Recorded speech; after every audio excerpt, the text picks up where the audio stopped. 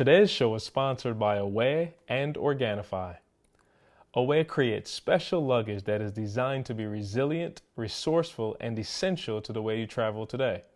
For $20 off a suitcase, visit awaytravel.com/S2S. That's S, the number 2S, and use the promo code S2S during checkout. Today's show is also brought to you by Organifi. Organifi is an organic superfood supplement line that makes quality, trusted nutrition convenient and accessible. Their most popular product, green juice, solves the problem of juicing greens on the go. Just add water, drink, and let your body soak up the benefits. Visit Organifi.com, that's Organifi.com, to learn more about an exciting offer for you, our podcast listeners. And now to today's show. I wake up every single day. I am who I say I am. And I get what I get because I live in beast mode. Stop being gazelles. You're not average. You're not even good. You were born to be great. What's going on, world? Welcome to a special edition of the Secret to Success podcast. I can't even say another. It just don't feel right saying another. Listen, ladies and gentlemen, do not adjust your TV screen. This is real. We are live and direct from Park City, Utah, and one of the most gorgeous views you will ever see in your natural life. For those of you watching on YouTube right now, you can see what we see. It looks like a picture. It looks fake behind us, but that is actually real mountains, man. Just an incredible morning here. It's about, what time is it? 7:22 a.m. here in Park City. And I mean, seriously, I'm not even trying to gas it. For those of you just listening on your regular headphones, go to YouTube and at least peep the scenery that we're doing this thing from. A hummingbird just flew by my head. I thought it was a wasp. You know, I thought it was a big wasp. I was informed that it was actually a hummingbird. There is a group of deer and moose running by. It is really incredible, man. Just, you know, me being from the Midwest, just flat land, you don't see this, man. And so I've seen some pretty incredible views in my life, but this is one that, takes the cake. So as always, man, I'm joined by Carl Wesley Phillips. He's in the building, although he doesn't have the mic this second, so I'm not sure if he can. Oh, you got it. Okay, good. I swapped it quick. Okay, good swap. Okay, all right, y'all on your game. So listen, we got 5 people and 4 mics, so we are doing the Cupid Shuffle. And also, man, we got Dr. Thomas is in the building. He got people running to get him tea. He got insiders on the mountain. With the view. He got an insider on the mountain. He's living his best life. This guy works with me, so I felt bad. You know what I'm saying? He's like, hey, right before we got ready to start, he was like, go get my tea. And so he's got his tea I just want to show Kuko's love because I need Kuko's 12 points. So I want him to feel bad. And man, the man straight across from me is he's the reason we're here, man. Your hometown, Mr. Josh Hatch. You haven't been on the podcast in a while, man. Yeah, it's probably been a month or two. Yeah. So we obviously, Josh is from Salt Lake. Yep. Spent a ton of time here in Park City. And it's been phenomenal thus far, man, and thank you for having us to you. Yep, thank you for coming. And how does it feel to have everybody out to your kind of hometown? You know what, it's surreal because I've been gone for a long time, so to be able to come back and appreciate the beauty, because now being in South Carolina, you don't see the hills like this anymore either. So to come and see it again with you and have my family out here, and obviously our families are together, I mean, it's just a special time. Yeah, no, absolutely. And we got man, I don't even know how to introduce. Last time he was on, y'all flooded his inbox and his email. He said, yo, don't ever ask me to come on the podcast again. We have the 9 to 5 millionaire.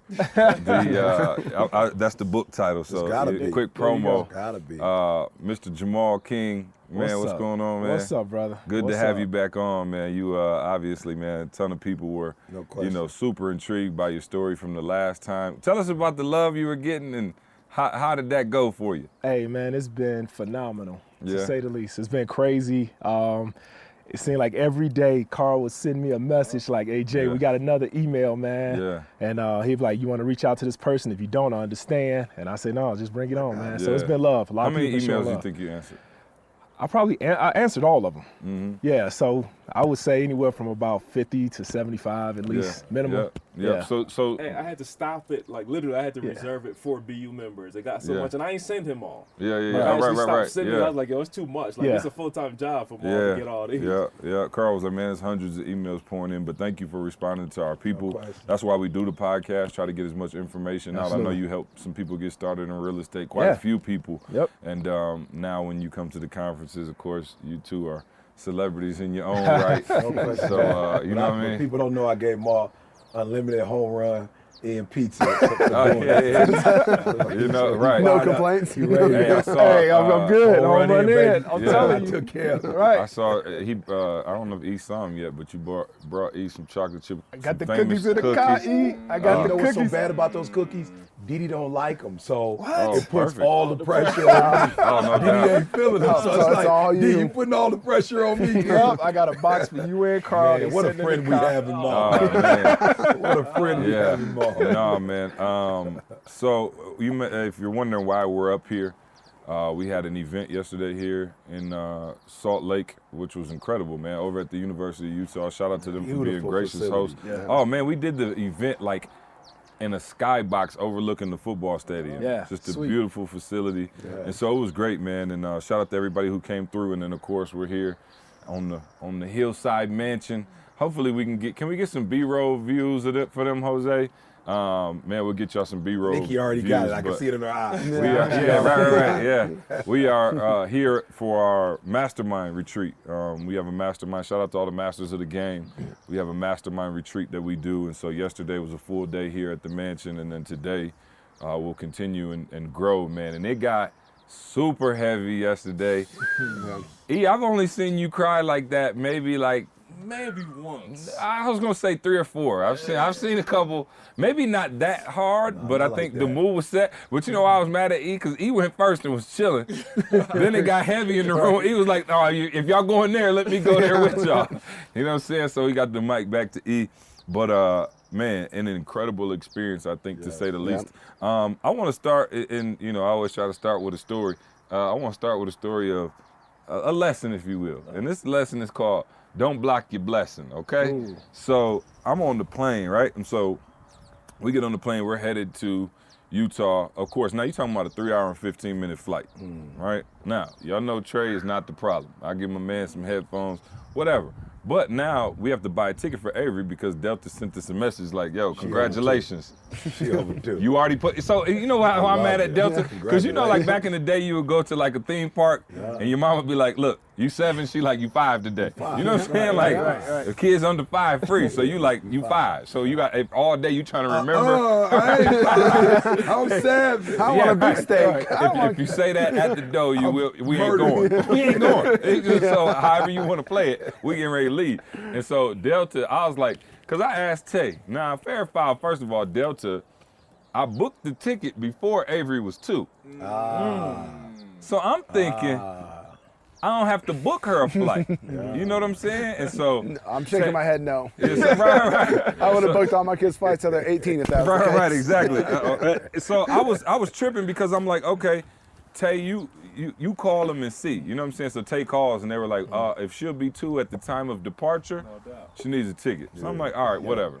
So now, of course, the problem is you got 3 seats and then you got 1, right? So, of course, now the way they broke us up, we only had 2 and 2. Ooh. Right? But the 2, so it was like 2 here and then 1 extra one by the window, and then it was 1 on the aisle and 1 on the aisle. So you weren't even like, it wasn't even like 2 and 2 together. So it was like I could take Trey and Candace take Avery. Yeah, so it was like one of the adults had to just be by themselves in this row and Trey was sitting in front of me. So long story short is me, Avery directly next to my left in an open chair. Trey is directly in front of me on the aisle and Candace is across from him. So I was like, you know, you people sometimes act stupid. So I was like, you know, you like, should we just debo the seat? And when they get there, be like, yo, hit that. Hit that one. You know what I'm saying? I'm on that strong. Oh, I am too. Strong. But my wife, you know, she gets a little nervous about stuff like that. She's like, just wait till they come and ask. It's weird how they do that. Because Candace ain't like that normally. But on the plane, she unbelievable. Yeah, the plane will make Heather's the same way. Yeah. I'm like, So look. that plane. Yeah. But I'm saying, my son is 4. He's sitting by himself. Right. So I'm saying this is a no-brainer. This isn't even like me and my girl just want to, you know what I'm saying? Coddle. Yeah, coddle. You know what I'm saying? Which is Coddle enough on the motivation for me anyway. I'm just like, yo, flat out, we getting ready to go somewhere. I'm good. Now, we are, let's just said this, of course, we're in coach. We're not on E level yet. So we still in like, and I'm not talking about Coach Comfort. We in Coach Uncomfort.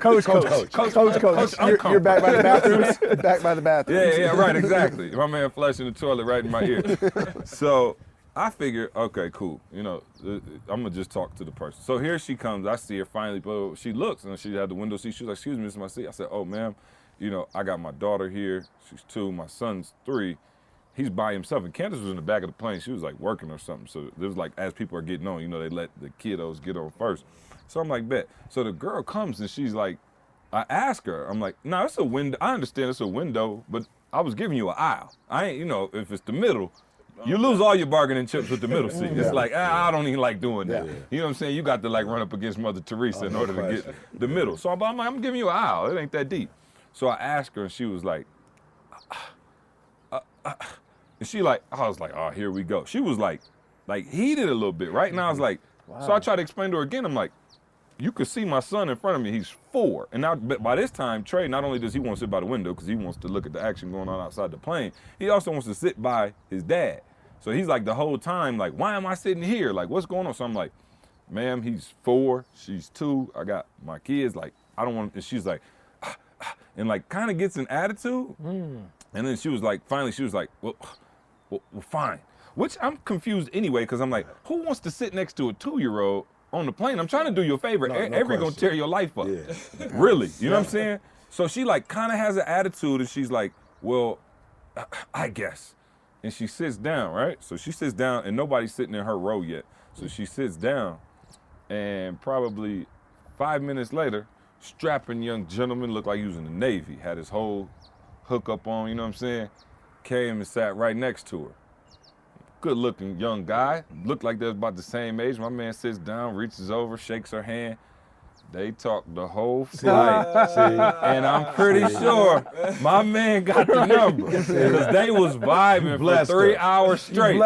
And I just, you know, I happened to walk by the bathroom and I walked back and looked at her and was like, did she thank you? Yeah. No, she ain't thanking me. Oh, come on. She's No, not she ain't thanking me. At least give you a little nod, She like, blocking her blessings. blessings. Bro, I'm talking about she was kikiing and giggling and they just had a great, both like in their mid-20s maybe. See? And they had a great time. And so the moral of the story is, man, do not block your blessing, man. You know what I'm saying? Like, come on, man. I had a 4-year-old, a 2-year-old. You had an attitude, and you ended up coming up anyway. So that's the way it works, man. Well, start traveling with mall cookies, and you can start. You could have got us any kind of seat. I got 2 cookies. Go somewhere. You know, it's funny though. People don't like change so much that they react before they even think. So she probably, even before she just thought for a second and looked at the aisle seat and thought it's not that bad. She was just irritated that her change of plans. Right, exactly. And the anticipation that she may have to change seats because you never know when someone's going to ask you. She probably don't have any kids either. Oh, no. Because in a situation like that, when I get on the airplane, I see somebody with families, I'm instant. I go to them. Like, hey, y'all needed this seat. Yeah, because, you know, family, let them stay together. Human I don't nature. want to be They next just don't like I definitely don't want to be next to the babies. I'll try to get away on from the the baby, right? But I like that. We already found out he don't even want to be at a restaurant where they allow kids to come in. You know what I'm saying? So we are the world. We are the future. Yeah, I'm good on that. Oh, man. So, that was funny. So we end up getting in all right, man. And I'm excited because I know Maul's family staying for the week. Josh's family's here for the week. So once today is over at 5 o'clock, we're going to go hang with the babies. And I saw the little roller coaster boy coming down. Oh, yeah, it's going down. We got all kind of stuff. You on that going on. seat? When you say you all, you mean us or the kids? It was you all. I take pictures. I'll be at the bottom. Yeah, and so let's try to dive in, man, because we got a session starting in not too long. But as I was thinking kind of about, you know, what I wanted to talk about today, just being up here, is kind of your circle. And, you know, no pun intended, we just happen to be around a nice circle. But you guys, you mean the world to me. I mean that. Just like, you know, this relationship, these friendships, and I know how much you guys keep me accountable. And the word of the weekend has been legacy, you know, and that, you know, for us, not only in the Salt Lake event, but even here yesterday, we all talked about legacy and kind of like what we thought legacy to be. And, you know, we heard from Carl about Maul's house and the legacy that's going on. You know what I'm saying? The legacy that's going on. You know, I was thinking about, that's why I brought the book this morning, My Secret Superpower, because I was like, maybe Carl gleaned something from the book, you know, since he didn't glean nothing from the crib. No question that. But having a strong circle, you know what I mean? And like how that elevates your game and makes you elevate your game. So just to paint the picture yesterday, Carl is working the sounds and doing what he does at a high level. You know, him and I are going back and forth right before the event. And then I'm like, all right, boom, I'll lead it off. I'll do 30, you know, on the keynote. And then I'm gonna bring Josh and Jamal up. And they came up and just killed it. And then E comes in straight after that and smashes it. And I looked around and I was just like, wow, we got a powerful circle. You know, like, and you think about how this would work, each of us by ourselves. Like even E, you know what I'm saying? As powerful as he is, you know what I'm saying? Like, how would it work if you were leastly for me if I was by myself? Right. I'm just saying, like, it took all parts in order to make it an incredible event, and not only an event, but just in life. You know what I'm saying? Like, there's certain things that when I talk to Maul, our conversations are completely different than Josh and I's conversations. You know what I'm saying? Just because different upbringings, different, you know, experiences, and, you know, while the values are still the same in terms of family and, you know, being husbands, and of course I can learn from them in that way, just the amount of information I get from them. And so for you guys, I just want to know, you know, how important it is for you to have your circle, and then for the listeners out there, for those of you who feel like, man, I don't have anybody, and you know, I listen to the podcast and, you know, I love the relationship that y'all have, you know, the three of us on the podcast every week, and then y'all come on and it's just family. You know, how do you look at, you know, tightening up your circle and things of that nature without maybe losing some relationships, without, you know, having to let people go? Because it's not a situation where you're like, you're not cool enough to be around me, or you're not strong enough or whatever. And I think the thing that I glean real quick before you guys even go is, you know, this is organic. And sometimes when you operate in your gift, like this happens, you know? So I look at like how all of these relationships came about, and I'll just put a cap on it real quick and I'll shut up. But for me, you know, I was mentoring, I was speaking, I was in my gift. That's what I do. That's how I met Eric Thomas. If I wouldn't have been in my gift and just a regular college student bumming around, my dad would have never been like, yo, go holler at ET. You know what I'm saying? But I was in my gift, and he was like, yo, that's what you do? That's what my son does. He's coming to see you. And then so Carl's in his gift of just serving, right? The chameleon. Carl's just like, yo, I want to be a part. I want to serve. I want to be a blessing however I can. Carl just comes up to the office, right?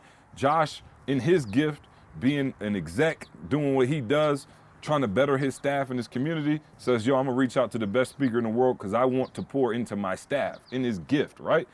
Just hire E, boom, the relationship starts there. Obviously, you know, it's history from there. Maul, you, by using your gift of real estate, of being, you know, a police officer, a family man, bringing people to the conference, coming to all the conferences, right? And you end up just, you know, weaving your way. More conferences than I did. Maul had his own I was putting the numbers together. I was like, shoot, you get more conferences than me. Yeah, no, and not only coming, but bringing people with you, and like, you know, just being in your gift, using your gift, and even trying to better your family and your legacy. Like, here's Maul, who, like I said, is, you know, millions of dollars in real estate, killing the game, beautiful house, beautiful wife, kids, marriage on point. You know what I'm saying? Like, Maul never came to me and was like, see, you know, I'm really struggling. That's why we come to the marriage conference. He like, our marriage is phenomenal. They got matching t-shirts on, but he's in his gift, and he came around, and now you see Maul on the podcast and speaking on stage and getting his keynote together and people reaching out. And so, like, I say that to say this is organic. And I think when you operate in your gift, you'll find that. And so if you're not operating your gift and you haven't found your circle of those people, ask yourself, why am I not operating in my gift, and how can I start operating in my gift to get to that next level? So I'll start with Maul and then Josh, you know, our guest here on the podcast, and you guys kind of tell us what, you know, this circle has meant to you and how you found yourself in the circle, and kind of what it means for taking yourself, even though you guys are super high level guys, to an even higher level. Yeah, well, you know, like we always say, iron sharpens iron. Yeah. Plastic can't sharpen iron. Yeah. You know, you have to find other iron to sharpen your iron. And I think sometimes in Chicago, man, I remember my problem was I found myself hanging around plastic. I found myself hanging around glass. I wasn't hanging around other iron. And that's why I would come to the conferences. I would step outside of my circle. Not only step outside my circle, I step outside my city just so I could find other brothers. I was trying to find that other kind of iron where I can relate to and say, hey, you know, you can show me something, let me show you something.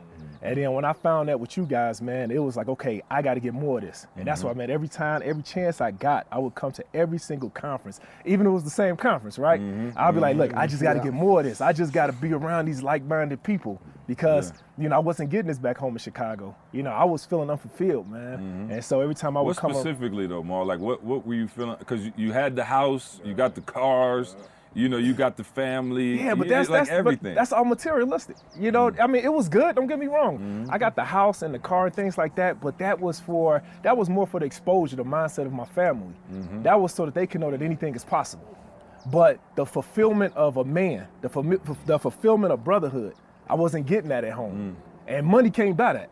Yeah. You know, that's the one thing that money came by. So when I was coming around and then when me and you started talking, it was like, man, this guy here, he sounded like me. He's sharpening my iron. Right. You know, you would call me up and be like, hey, Jay, you would call me at the craziest times too. And just be like, sorry about that. At the craziest Jamal times, is the by the only way. one in my whole circle who got a job. So I always forget. I'm like, 2 o'clock in the afternoon, what's up? I'll be like, see, you know, I'm out here with the police, you know. And he like, oh, okay, can you talk? And I'm like, you know what? Hey, let's go. And so I'll pull off to the side, you know, grab a pen and pad, and we get to talking. And it was crazy because we wouldn't even talk about business. Yeah, nah. You would just start talking about family. Yeah. You know, hey, how the kids doing? How Camille doing? You know, I would talk about Candace and the kids. You know, we would talk about, you know, life. You would ask me about my brother and family situations. I would ask you about your brother and family situations. So that's what Iron Sharpens Iron is. You know, we didn't start talking financial and business and things like that till later on in the relationship. You know, absolutely. So same thing with Carl. Same thing with E. E gave me his number.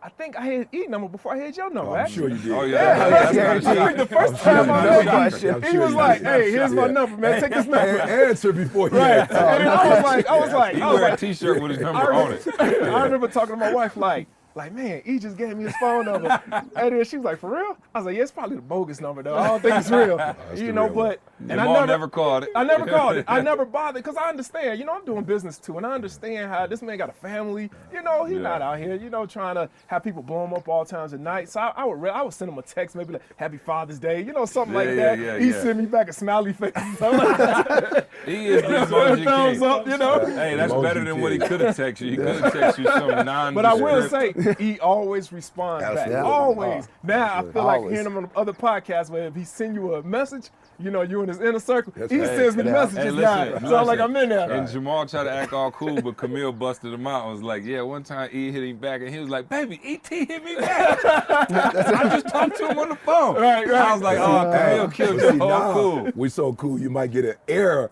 text from me. Oh, yeah. You wouldn't have got that Yeah, before. I got a little bit. I ain't You wouldn't have got understand that. You wouldn't have got that I when ain't we wanna were tell you. family. Yeah, Right. yeah. And actually, I got a video text not too long ago. He hit the Oh. busted window. Oh. Even though I was in Mexico, Oh, yeah, I still yeah. responded back. Oh, yeah. I was like, hey, you need me to send somebody your way, you know, things. But that's what that Iron Sharpen Iron is about, man. Oh, yeah, Anytime no, he come to and- Chicago, yeah. you know, it's relationship now. You know, Josh, it's the same thing, man. So, you know, sometimes you got to step outside your circle. I be looking sometimes on Instagram with E, and I'm always hearing people say, when are you coming to this place? When you coming to that place? I never wanted him to come to Chicago. I was going wherever he was at. Yeah. You gotta go to what they at. You gotta go to where the place is, man. Yeah. And so that's what it was for me, bro. No, speaking of Iron Sharpen Iron, Maul always says some stuff that, you know how you got friends who got means, and he like, okay, that just went over my head.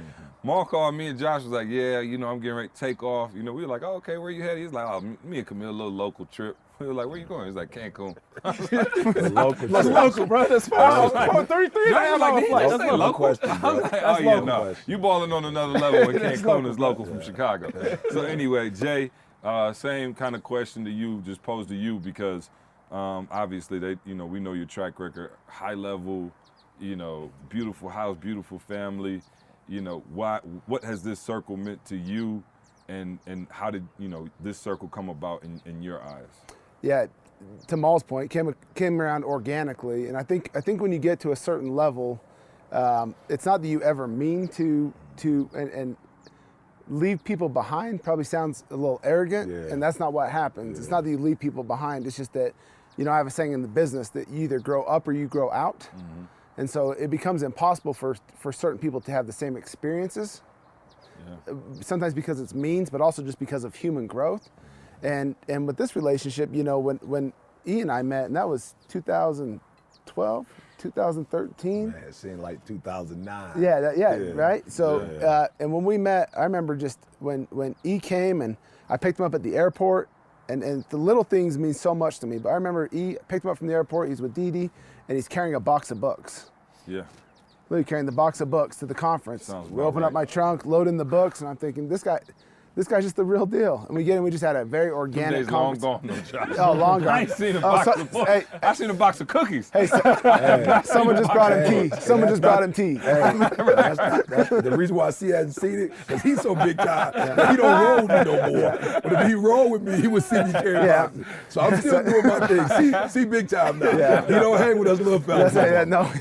So for me, and then it turned into meeting you, and then your family, and you're about to have your first child, and we had these equal stages of life we were all going through. And I think when you get to a certain point of your life, all you want to do is try to enhance the people around you. I think that's and it's hard to do when you can't always enhance people's lives, because sometimes when you help, you hurt. Yeah. And when you're around a circle like this, you know when you enhance and help that it's helping move things forward. But the bottom line too is when you get around like-minded people and people that are in the same boat as you and raising kids at the same speed, I can lean on E, who's a couple years ahead of me, and see the experiences that Jada and Jaden went through.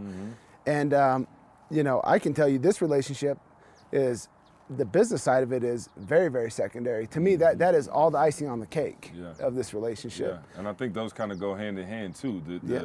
The closeness of the friendships, you know, lean for just, you know, excellent business, as we have some sprinklers go off and always take out our camera crew. You know what I mean, though? Yeah, oh, absolutely. It's the closeness of the friendship and the trust that we have that allows us to do incredible business together. And you know, we're building a multi-million-dollar sales-based solar company right now, and you help a ton on it. You know, I say, you know, I wish I could do more. And when you're around high-level people, you don't need to do a lot to do a lot.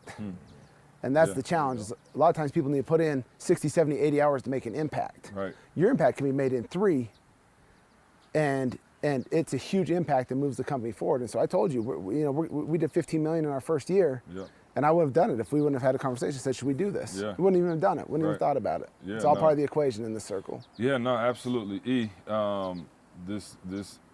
you've had a few circles, and not that, and I think E, you're probably more than any of us have different circles for different places in your life, because you still have circles like away from us, and as we all do, right? We all have our other circles, but I think as it relates to business, you know, this is the circle, you know, as it relates to business, and there may be some people. And personal development. Yeah, for sure. But I'm just saying, like, you know, I would say personal development first, and then business second. And you have, you know, other circles as well, but you know, you've always been a proponent of constantly upgrading your circle and things of that nature, and you know, I guess, how do you feel like we got to this place where this circle has stuck for so long? You just talked about, obviously Maul is the newest member, right? And he came in, and it's hard to get in this circle. Maul, it's it took hard. Maul about what, 4 or 5 years. Hey, how many conversations do we have? Oh, But it's yeah, crazy. quite a few. I never, but see, that's the thing, though. See, Absolutely. I was Please say never. that. No, you never I was tried. never No, like trying no. to Yeah. get into the circle. Never. I wasn't like, hey, I want to be part of Absolutely. ETA. It's the I wanna secret. You be- can't get in the circle if you try. Yeah, it was it's kinda impossible like- to get in if you big. try. Yeah, it was take that organic. It was nugget. just like, Take that nugget. That's a 6 mix. Oh, that's a With a, six with a little impossible. medium fry. What drink will you have with that? Honey mustard. We sell Coke products. What you want with that? I think CJ came at me, and I was like, man, I got to talk to my wife. Yeah. You know, I was just like, you know, because we were going on another path, and I never saw myself standing on the stage speaking or anything like that. But yet, I admired what you guys did, and I respect what you guys did. So. Yeah, no, there's no question. So E, talk about it, man. In terms of, man, you've been blessed to have, you know, so many people, you know, in your life, and you know, kind of upgrade you in so many different areas. Obviously, you talk, you know, very passionately and emotionally about Pastor Willis. You know what I mean? And so you've had circles. You're a little older than the rest of us. You know what I'm saying? So you had a few more circles. But what does this circle mean to you? And talk to us. Yeah, you know, I've had a chance, you know, to do D1 football. And for those of you, you know, who haven't had the chance, you might look at D1 and say, like, what's the difference between Alabama, LSU, Michigan State, whatever. But the thing that I've realized is different with an Alabama, you know, with the bigger programs, is that their second string dudes could start anywhere else in the country. You know, so when you start talking, no disrespect, but like a Central Michigan, you know, a Western Michigan, whoever your starters are, like it's no depth. Like after the starters, it's a wrap, you know, whereas you saw it in the national title. Have we ever seen a team before like Alabama where coach call out the starting quarterback, you bring a freshman dude in who ain't played the whole year, and he bring the team back and win the championship? Sorry, in a Georgia tight fans. game. In a You know what tight I'm saying? game. Everybody in Yeah. Atlanta just turned off the I'm just podcast. saying, you know, and I feel like, you know, that's what I have in this group. You know, it's like when LeBron went to Miami for the first time, he was like, yo, I ain't never practiced like this before. You know, normally when I practice, you know, or, you know, when they just doing a little, you know, scrimmages, he like, it's like play. But he was like, yo, when I went and Bosh and Wade on that side and we going up against them, he's like, yo, it's like a game. You know, so he was like, I'd never practiced to that level, you know, and so that's what I feel like, and it's no disrespect to anybody, but the majority of the work that I do, it has been playing my role and helping, you know, whereas with this squad, you know, it's like a KD, you could sit down and not play, you know what I'm saying, and still win. Some circles, you know, for real, you just got to put up your 50 to get a win. Other circles, you can just sit down and watch the game and be like, I get in where I want to get in, play where I want to play, and I know we still gonna win, you know. So for me, I think what I've been to others, I finally got in a group where, you know, for real, I'm coming to the session when I feel like coming to the session. Like I don't feel like before I was there, not on the speaker's tip, I was just there like, okay, is this done? Is that done? Because I can't be out here looking bogus. You know what I'm saying? Like I'm trying to be the best at what I do. So I can't have mic problems. I can't have the slides wrong. That's gonna take away from when I get up and I do my thing. Now it's just like, all right, D, I'll be back. She like, hold on for a minute. Let's eat. I'm like, all right, let's eat. All right, we started what time? 9. All right, I'll leave at 9:15. I'll see y'all at 10. Get there, do my thing, get back in, go get her, come to the event. So I just feel like, man, I'm on the team where everybody's starters, you know, and it just takes the pressure off. And you can do it longer, you could do it better. You know, it's like I said, man, I was talking to somebody, I was like, yo, I'm retired, you know, and I get to retire while I can walk. You know, I get to retire while we still, you know, relatively young for retirement. So it just, he said iron sharpen iron. I think it's titanium sharpen titanium at this point. You know? Vibranium. Yeah. Pass the mic to my brother, Vibranium. my brother Carl. Let the scientists go. Vibranium. And Carl, I really wanted to bring you in on this because I think like probably more than any year, and I could be wrong, I don't want to speak for you, I've seen, you've always been a hard worker. I've seen your mindset of what's possible transform so much. Obviously, you know, mostly in part to Jamal. You know, it's just, you know what I'm saying? And I heard you and Tommy was laughing at me on the podcast too when I was asking him, did he get anything from my house? You know, I went and bought me a logo. No, I'm not, bro. Y'all think, hold on, I'm about to show you. Put it on all the glass No. doors. I got one just because Carl made me feel so bad. Hey, those are So I went and got a logo. Here, let me pull it up. Hey, man, hold on. It's not a logo. It's Okay. a family crest. Okay, I got a crest. Right. I had a crest. Right. Wait, shoot. That's the logo. Right. What happened to the crest? I had a picture of the crest. Oh, wait. Hey, those little. Also, that you have to do this one. I might have took it on my wife's phone. So he made this one up on his own. Yeah, those, No. Logo. Shoot. He Hey, made it up on his Carl, own. tell him those little stick figures in the back of the Suburban. That is not a family crest. Anyone can have those. I'm about to text my wife right now and tell. I think I took it on her phone because I'm gonna show it. You know what I'm saying? I've been inspired. So no. Goes wrong. Yeah, no, right. So, but no, I mean, I don't know if I'm allowed to say it, but you just got your first income property, right? You signed off on that. Congratulations. Great. Carl. I'll give it. Just mindset, man, and you starting to see, and now how that mindset now is trickling throughout your whole family. And so here's where I think you went from probably, nobody in my family ever made this kind of money. You know, you making 6 figures, like you holding it down, and I think you kind of saw that as like, we good. And then What has being around this circle done for you to just be like, okay, I'm not even near? Whereas most people, right? Like, I mean, similar circumstances to us, like middle class families, like I thought if you made 6 figures, I thought you were like, that's it. I was like, oh, you make 100,000 on the dot. You can never spend it. You can never spend You it. can right? retire Back in the day forever. in high And I school. think, I probably grasped the mentality a little bit sooner than you did of like, oh, okay, no, we gotta go for everything that's out there for us. But Say that now, one more time, it's slower. what did I You say? gotta go for Oh yeah, got everything. everything that's out there for us. I don't want anybody that's anybody else's. Just like whatever I'm capable of, I want to get the most out of that. Yeah. And I think I got that mindset a while back. And I think mostly from E, because I started watching E get insiders and fly first class, and I was like, oh, okay, no, we own it.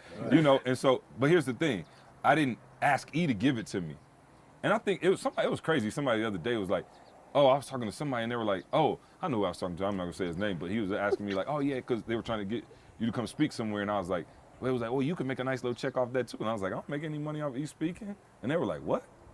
They were like, but you. I was like, not a dime. I was like, I never asked. That's his. I never asked for that. And so, for me, I saw E and like, oh, okay, E's going, right? And so I'm like, okay, let me get things going. And I think you kind of were like, I'm still going to play this role of like support.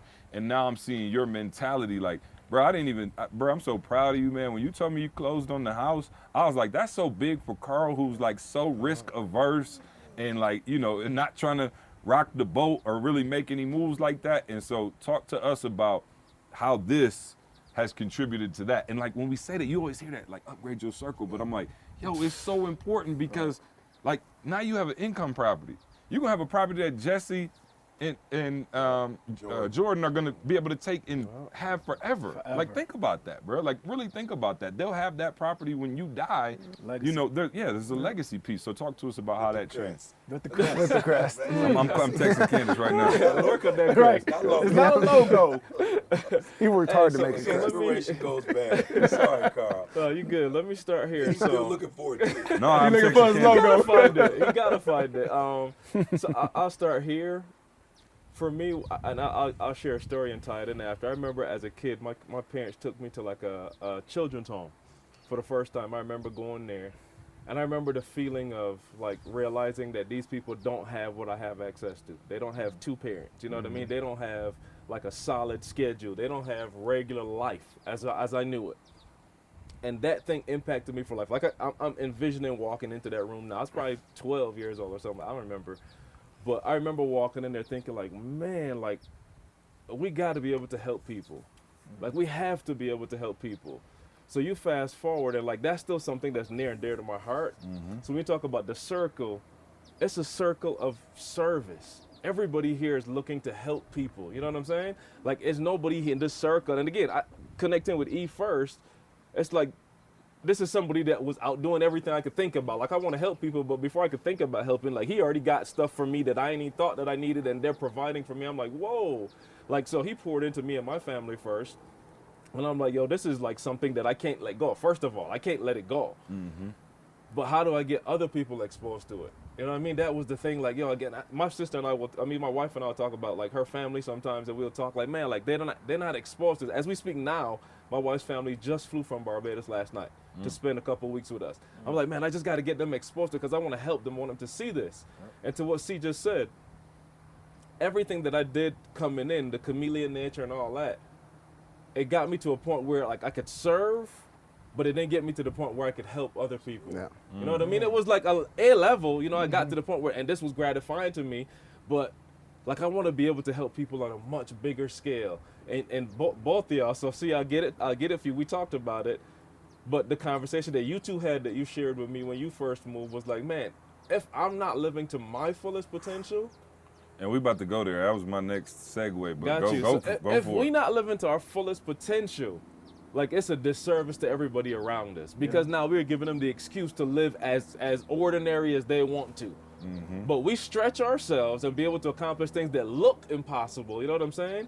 that look impossible to people. It's like, man, like, oh, if he can do it for real, like if Jamal can do it for real, like if Josh can do it, if CJ can do it, everybody from I'm completely different lifestyles here. You know what I'm saying? Different parts of the world.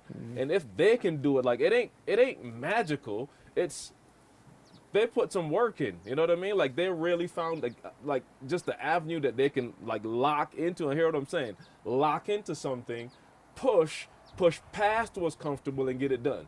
So you're talking about the properties and that kind of stuff, like, and Jamal been beating it in my head. It took me probably too long, to be real with you. It took months. It took a little bit. It took a little bit. It's a little bit. But I'm just saying, like, he was like, dude, and it's legacy. I'm gonna read the text. I showed it to CJ yesterday. You're talking about legacy, man. So we're talking downstairs, like, and hold on, give me a couple seconds. No, you good. Take your time. We're talking yesterday. So Maul, this is direct result. You get it.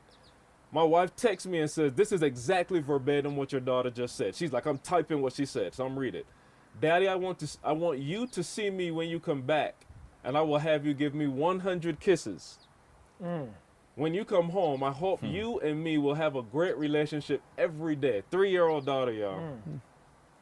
I will trust in my favorite daddy. I love you. Come on. Come on, y'all. Come on. 3 kisses. 3 kisses. 3 kisses. I went home. And I started doing, not even like saying, I told my wife, like, watch this, I'm going to be intentional. I started kissing her. One night, she's like, Daddy, give me 100 kisses. Oh, sure enough, I gave her 100 kisses. Bruh, every night since then, it's been 100 kisses. Come on. Every night since then. Come You get what I'm saying? I got to step my game up. You I get was what I'm only saying? doing 3. I was only doing 3. Yeah, You took it to another level. And it took a minute. 100 kisses took a minute. But, bro, what I just saw, like, are you serious? Wow. Like, that's what this exposure has brought me, and this is what I want other people to experience. So I can't stay here. Like, I got to get myself in a position where, and Maul said something deep to me, too. He's like, dude, not that finances is deep, but it's going to do something with your confidence, too. You know what I'm saying? Well, you got to think about this and worry about that. It's another tool in the tool belt that I wouldn't have had before. So now that I'm fully equipped or getting better equipped, man, I can help so much more people see that this thing is real. Yeah, and Carl, you know money's not important. Options are. Options are huge. Yeah. So y'all been filming this? Cause I just want to run off the cliff real quick. Just jump. I just want to run and jump off the cliff. This stuff is so. Yeah, it's rich. E, talk to us like real quick when you think of, you know, a fixed mindset versus a growth mindset. And I think that's one of the things that was huge for me, because when you come from where I come from, you know, it's like, yo, you get a job, 30 years, you try to hold on to your money. Hopefully you got enough in your pension to like stretch that till you die. Yeah. You know, and so you don't really think of, you know, that growth of like, oh, we're gonna have more than this next year. You know, it's always like, oh, let me hold on to what I got. You know what I mean? And like, so being around, you know, individuals who have, you know, a growth mindset of like, Josh, like, oh yeah, no, we about to go out to Utah. He's like, oh yeah, come on now. My family's gonna be out there for a month and a half. At this condo, I'm like, okay, Josh, we out here for a month and a half in this condo. But like in Josh's mind, I know, and I don't want to speak for you, you don't look at it as, oh, I'm about to burn through this money. You know what I'm saying? And not in a bad way, but I hope everybody understands what I'm saying. You look at it as, I am the product and we can go get more. Like it's not a limited supply. And I think sometimes people look and it's like a limited supply. So it's like, even if I ran the checkup for 2 years, like maybe we got lucky with E, he started speaking, it was great. But then people are like, oh, what happens when E don't want to speak anymore? Yeah. Like, you know, and you can have that mindset of like, oh, let me not buy this house. Let me not do this. Let me not put my kids in private school just in case a rainy day comes. Yeah. And I never heard either one of you talk about a rainy day. I never heard anybody say like, yo, I got to put this aside just in case. And not that you're just frivolous by any means, but like, yo, you like, my family's from Utah. They're going to be close to their cousins, their grandmother. About to rent a condo in, you know, for a month, 2 months. Not just rent a condo, but I'm going to rent Jay a condo rent too. Jay a condo, you know what I'm saying? Yeah, he got us in the duplex. Yeah, I mean, but just, you know what I mean? Like, I never heard you say like, oh, I don't know about that. That might not be a good move because I could be, whereas like where I come from is like, if you got some money, you got 10 grand or something. You like, man, you trying to hold on to it with everything you got. And so, yeah, just what's the mindset behind that? Yeah, you know, years ago it hit me, especially with my kids as they've gotten older. The experience of having a condo and having you guys stay for a week and having my kids around this circle and exposed and being together. What do you have? So a deer. Oh, Just a deer right there. My man Bambi. yeah. Little Bambi up front. Yeah. Get your book, see, show Bambi. Come on, jump on the podcast. You know what I'm saying? Yeah. Wow, yeah. But to have my kids around this, but also, so a month in a condo, let's just say it costs a little bit of money.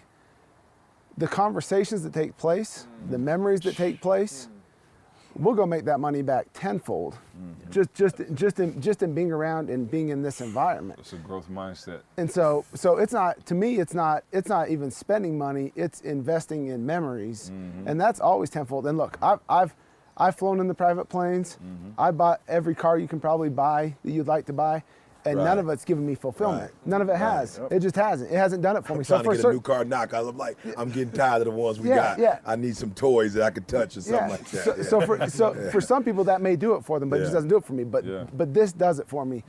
Sitting and cuddling with Avery, you know, and watching Berkeley play with your girls, that does it for me. To me, there's not even a price tag you can put on that. And it's expanding. We're talking about, and what Carl just said, we're talking about expanding horizons.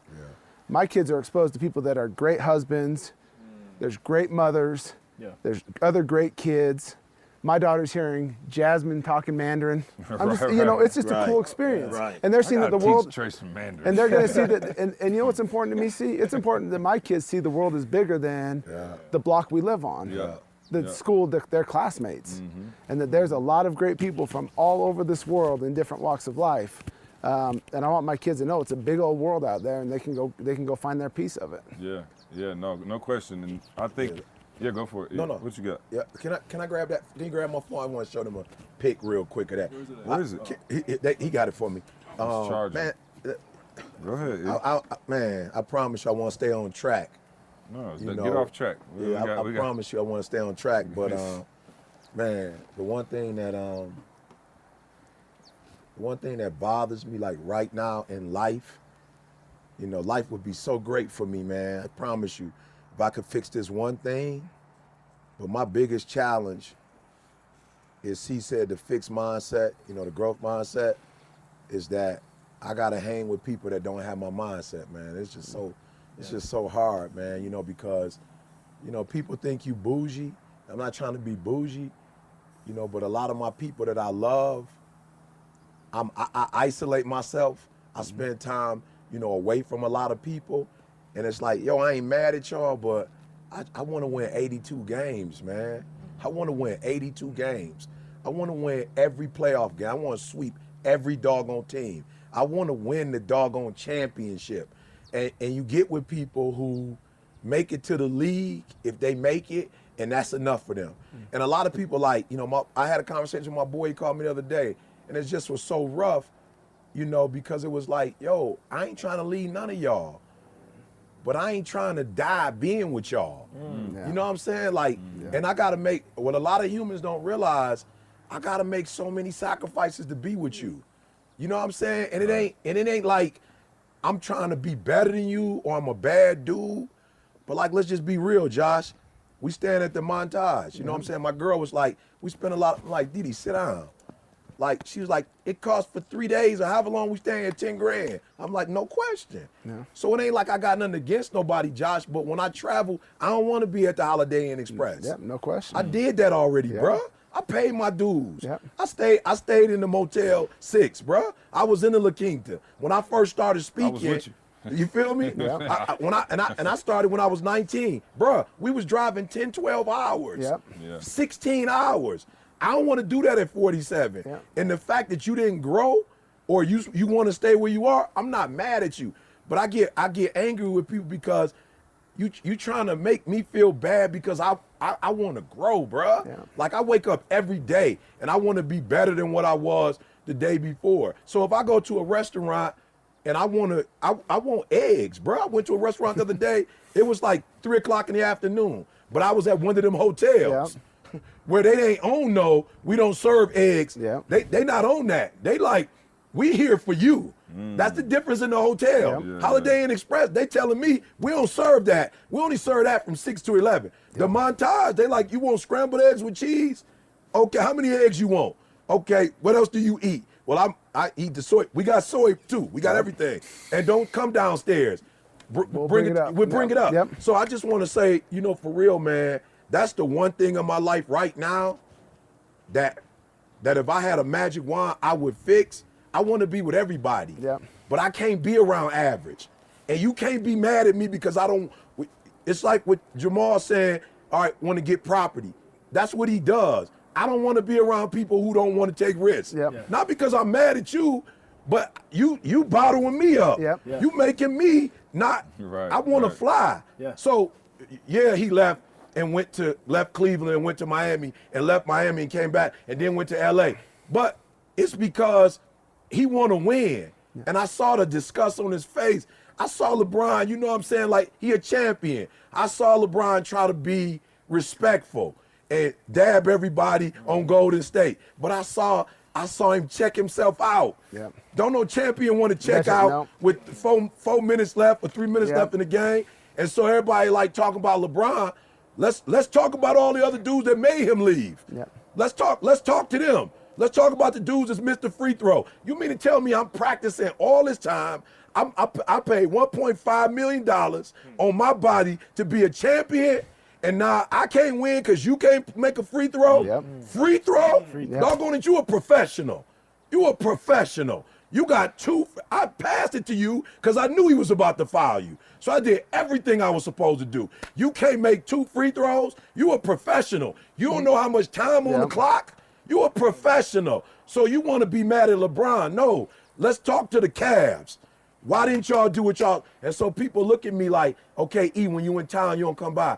Bruh, I don't want to go backwards. And you can't make me go backwards. And you can't make my friendship with you, you can't hold me hostage and say, I don't got to grow, but you get to grow, but we still, no, we not. We can't still, because I don't do that no more. I don't eat there no more. And not because I'm better than you, but I want to last another 20 years. Well, and you did things, you did the 1.5 million on your body for years so that you can eat at the restaurants you want to eat at. And we're talking about the exposure of the circle too. Yeah. But there's the exposure of the environment. Yeah. What, E, you can talk about it, but waking up and see, how'd you feel when the first day you stayed at the condo and you opened up the windows and the mountains were right there? And it's worth whatever you spent on that. Whatever you spent to do that. My daughter got her own room. Yep. We got a washer and dryer. Yep. I'm running, bruh. Yep. Do you understand that when I take home, I'm going for a week, I got to throw clothes away when I have a washer and dryer because the clothes stink. So I got to throw my stuff in the trash. So when you got a montage and they got the washer and dryer, I'm washing my clothes after I run. Yeah, there's a difference of going to Hawaii and staying a mile away from the beach and staying right on the beach and hearing the waves crash. There's just a difference. While you sleep with the window open. Yeah, and you know what? You know what I always think? And Maul talks about legacy, but I've got a daughter. She's 11. I want her to know how she should be treated. Come on, man. I want her to know where someone should take her one day. I want her to know what's out there for her to get. Because then someone's gonna have to level up to date her. Because they know the quality of life that she's been exposed to. And the quality of life we have was not given to us. We've had to claw for this lifestyle. We've had to claw and go through some things. And because you have it, you judge me because you don't know what it's like getting here.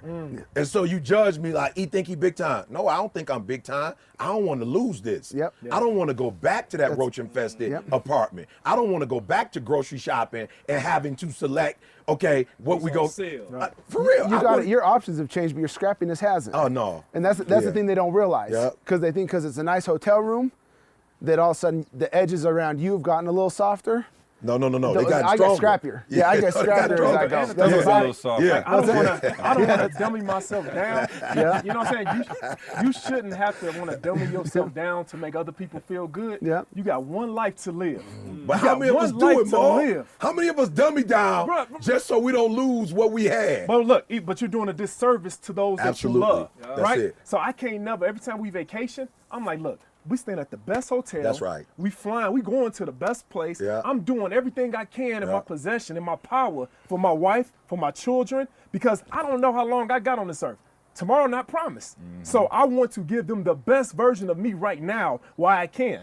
As opposed to saying, hey, I'm just going to make everybody else in my circle feel good, so we're going to stay at the Holiday Inn or the Budget Inn. And Maul, no, I'm not doing that. And Maul, I'm not doing that. And you want Carl to come stay at your house to be exposed. Right. I'm not going to invite your family to Park City to stay at the Holiday Inn. Right. It's not going to happen. I have too much respect for your family, your kids, and that's part of your circle is looking out for each other and trying to expand the horizons. I got teary-eyed last night thinking of all the kids on the mountain riding the slides down together and having this, and knowing it's their first experience seeing these mountains. Yeah. And now Trey's going to go back, and there's no human I've ever met that loves life as much as Trey. Yeah.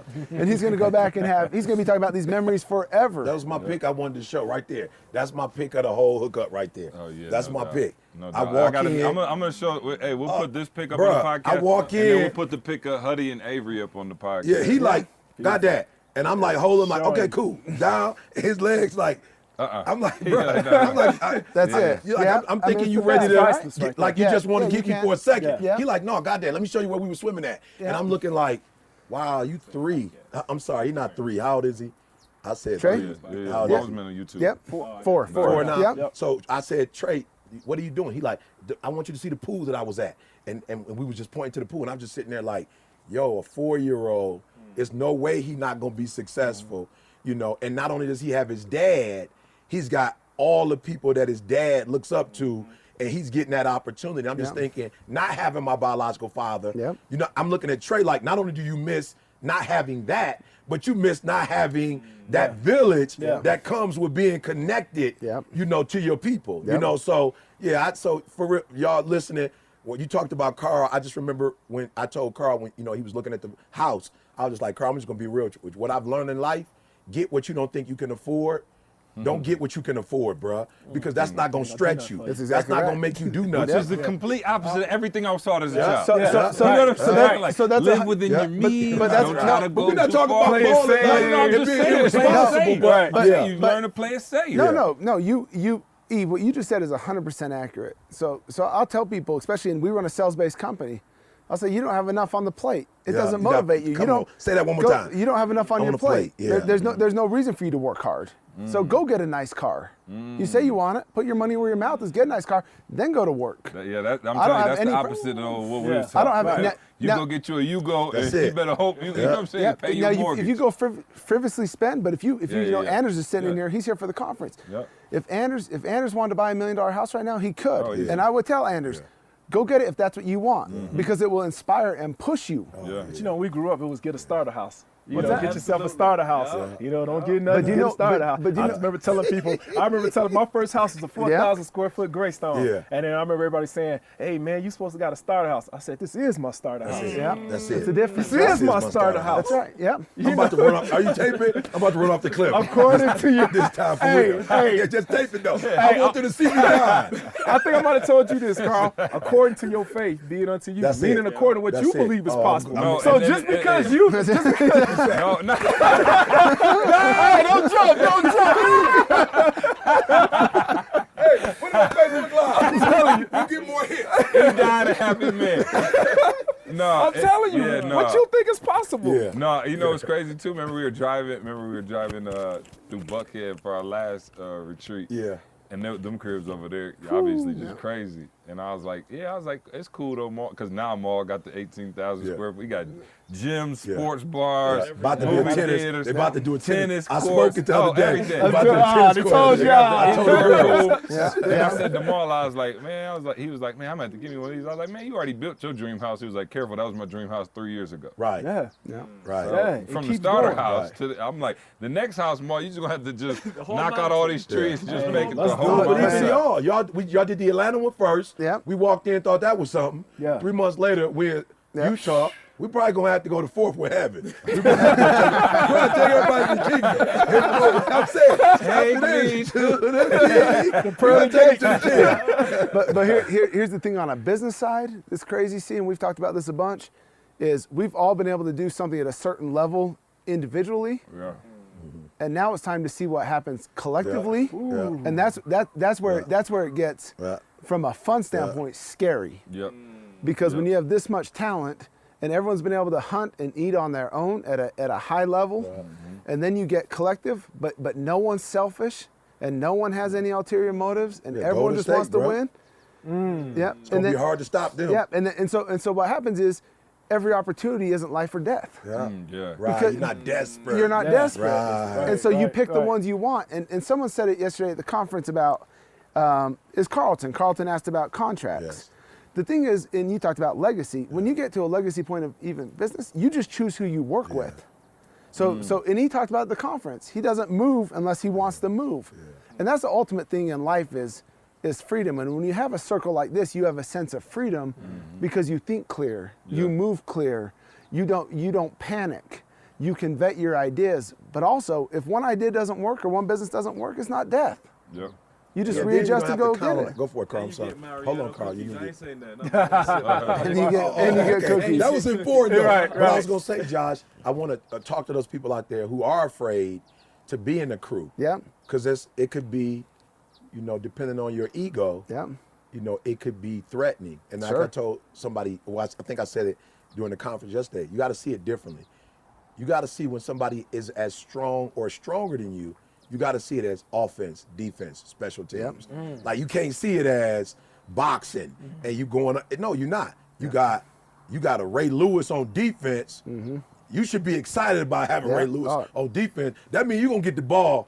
You're going to have the ball in your hand a lot more than if you're playing on a team that only has a strong offense, but their defense is whack. But when you got teams that's got both, and then you got a special teams, that means that this fire offense is always going to be positioned at the 35, 40. So you're going to kill them. You never, like I look at the Lions, there are times when we get the ball at the 5-yard line. That's a lot to ask a man to go 95 yards every single doggone time. You ain't got we ain't had a running back really since Barry Sanders. So you are asking the quarterback to do everything. I'm not stupid. What am I gonna do?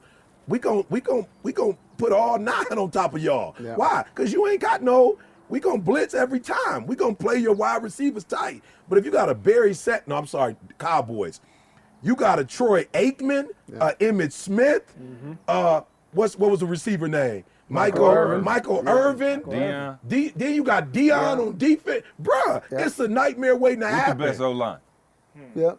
What's the best O-line to go with it? What, Ken Norton Jr. at linebacker? You understand what I'm saying? Right. And so there are a lot of you out there who want to be on the solo. Bruh, you're going to be good at best on the solo. Yep. But when you get with a squad, not only are you going, let me tell y'all what's so deep about my life now. A lot of y'all looking at me like, yo, E, man, you on fire. But watch this. I'm on fire and don't have to work a tenth of how hard I had to work before. You understand what I'm saying? So we getting better production. I'm sweeter because I'm getting to chill. I don't got to worry about this, worry about that. And I'm unleashing. Y'all hear it on the podcast for the first time. As a Flamingo, I couldn't say nothing for a whole month, but I Regina hit me this morning. I have a course, Josh, that is about to murder the earth. And the mastermind stuff we doing, people who are afraid to jump, I got something in the middle that's going to give them an opportunity to kind of play with what we doing here and then eventually hit the mastermind piece. Because I realized when I saw it, like I was at the montage yesterday, and what hurt me most, Maul, I looked, Didi was like, this is, Jada was like, Dad, this is wow, look at the mountain. And they was like, what's wrong, Dad? I was like, it ain't enough people from the south side of Chicago here. I'm like, I love it, but I don't see nobody from the west side of Chicago here. I don't see nobody from the west side of Detroit here. I don't see the east side here. I don't see none of my people at the montage. I'm like, sweetheart, we got to fix that. So I'm like, yep, I got a course, because a lot of people are scared to make that big mastermind jump. They should be here, but they looking at the money and saying, so I'm like, okay, Josh, I just created, and let me tell y'all something. I would have never been able to create this program with the professors I know, the people that I know, had I still had to be on the phone talking about, did we do this with the shirts? Is that, or with that taken care of, that taken care, do we have this? So because I don't have to, listen to me, I need y'all to listen, because I don't have to do the day-to-day stuff now, I'm about to create some Flamingo stuff that the world is about to be like, I need to be on that, ET, so not only am I putting up the points, I'm telling y'all, I'm relaxed. I'm in relaxed mode. We played Mafia yesterday. If you haven't been introduced to the game, get with Breed University, become a part. But we playing Mafia, and I got my road dog, because I know they don't know how to play it without her. I got Didi there, and Didi down there doing her thing, and I'm just sitting here saying, yo, we 40-something retired. We 40-something retired playing games. Ice-breaking games at a doggone mastermind. So I'm telling y'all, if you're doing it by yourself, you're really not doing it. Let your ego go. Don't be afraid that if you get with other people, that's gonna make you less. You're actually gonna get more, and you're gonna have to do way less work to get the same production you've been getting before. And can I just say real quick, Barry Sanders. Barry had to quit the game because Barry had to lead the game, Josh. And Megatron. Yeah. I'm talking about, and Megatron left the game, the best of the best, because they had to do so much, Josh, that at some point they just threw their hands up. Emmitt Smith should not, no disrespect to you, Emmitt Smith. I know you hearing this, but Barry Sanders was about 18 yards away from being the best running back ever, but just I can't do this. Whereas Emmitt was it took him maybe 2 or 3 years after Barry retired, but he had the O-line, he had the offense, he had the defense, and so please, y'all, stop doing it alone. Get with the mega team and take your life and your family and take it to the whole nother level. Yeah, and the scary part about running solo too is you think you're better than you are. Yeah. That's the iron sharpens iron part. Yeah. It's crazy how many people sit in the mirror and think they're better than they are because they never go out and test it against anybody or anything. Yeah. So you start getting around people and you actually find out where your blind spots are, which is healthy. You find out where you're not as good as you think you are. Can we and do that's that, the only way you get better. Can we talk blind spots real quick? Just being in this crew, what's one thing you like that you never thought you needed to work on that you like, I might need to work on that right there. Or I was sweet here, but maybe I need to take this to a whole nother level. You talked about blind spots. Yeah. Anything you guys could think of. I got mine if y'all want me to go first. I got mine if y'all. Josh, I'm so perfect. I'm just like, well, everybody under this seat. You know what I'm saying? I'm like, all right, everybody under this seat. Well, you know what? I'll say my blind spot. I would Yeah. say my blind spot has been, in Chicago, I'm murdering it in my field. Yeah. So I'm more local, right?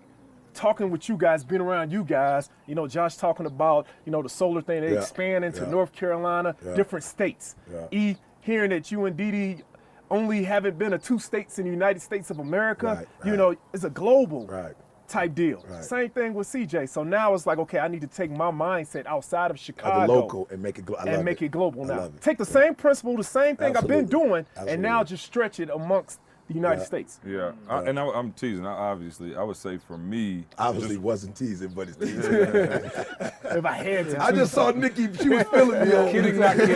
Kidding, not kidding. No, I think Josh was the first time I saw, he exposed me to the fact that you don't have to do more to make more, in a sense. You know what I'm saying? Like, you don't have to do a whole lot more. Like, I always thought because of how hard we had to run with ETA to get this thing going, I was like, man, if we start a company, it's like blood, sweat, and tears every single day. And Josh was like, yo, what you don't understand is, like, you've become a marksman now. You know how you talked about the sniper, and it's on the album, I don't want to give too much of it away, but you talked about being a sniper, and it was like, with ETA back in the day, we came in with machine guns and just, and we shot 10 billion rounds and killed 2 people. We only killed 2 people. Took down the whole spot. I'm talking about, he said it, the cleanup was worse than the execution. You know what I'm saying? Yeah. Right, and so what I see from Josh is the definition of a sniper.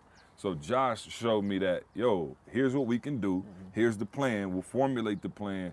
We don't necessarily have to work, 20 hours a day in order to make this happen. We'll take the skills that we have as a sniper and put the system around it, and we'll be able to grow tremendously. And so obviously that was a big blind spot for me because I never wanted to take anything else on or really diversify at all. Not because I didn't think I was smart or worthy of starting anything. I was just like, I don't even see how it's possible with the time frame. And even when Josh came to me about the solar stuff, I'm like, Jay, we got a lot going on. He was like, trust me, it's not gonna take that kind of time.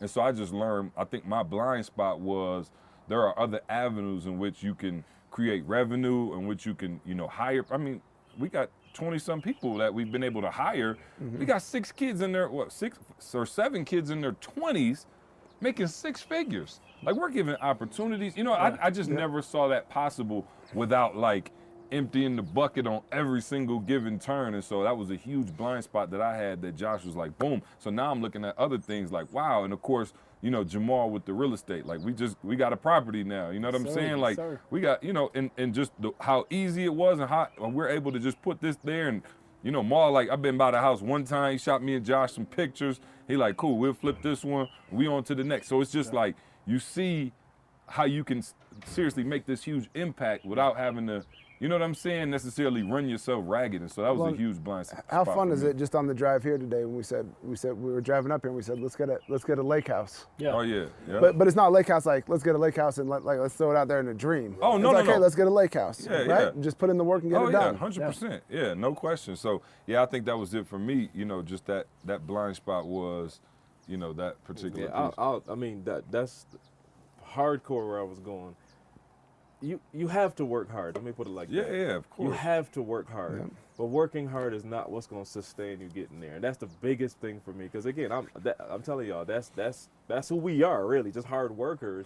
But the exposure to this is showing me, dude, like, to be real, the system, and forgive me for saying this, but the system isn't designed for you to be successful. The way we live right now is not designed. You going and putting yourself in $100,000 of debt to get education. You going to find a regular job. You can't pay that off for 30 years. It's not designed. So I'm saying the whole worker's mindset thing for me, and I'm still going through the process. Like, I ain't fully out of it yet. I'm still doing a lot of stuff that I shouldn't be doing, but that is my blind spot. Like, wow, I'm realizing now that, man, I couldn't see that. But unless I transition from this, doing all this stuff, he just talked about it, doing all this stuff all day long, I don't have the mental clarity to sit down and come up with the ideas. I watched she come up with, and I ain't call the ideas out, but a couple of phone calls and he got an idea that made more money than the ideas that I'm doing on monthly revenue. You see what I'm saying? Yeah. Like, just a couple of phone calls, boom, boom, boom, and boom, his idea. I'm just like, whoa. Like, that was revolutionary to me. Like, I just thought we had to always be doing this and keep maintaining this and juggling this to keep everything going. I'm like, dude, you don't have to do all of that.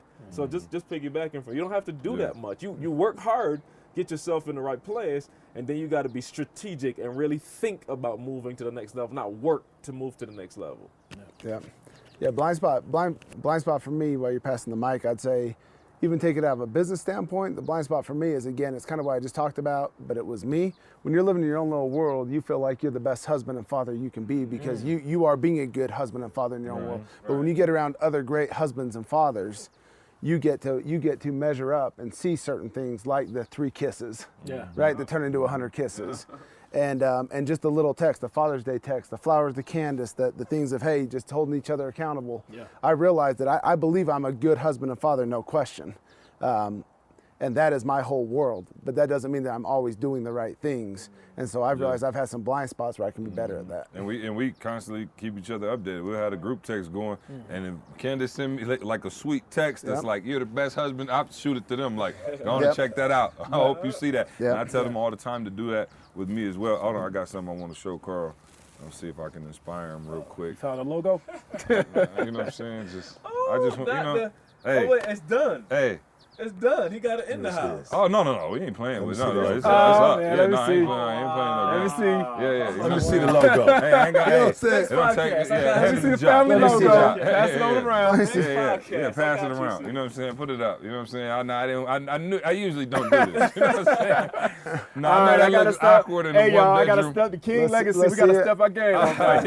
The Queenies are doing it. Hey, my blind spot. I don't have one of these in my house. That's my blind Come on, Josh, step it up. That's my blind spot. So I know, and I know it's tough to fit that in a one-bedroom efficiency. You feel me? You know what I'm saying? You feel me? But it's on there though.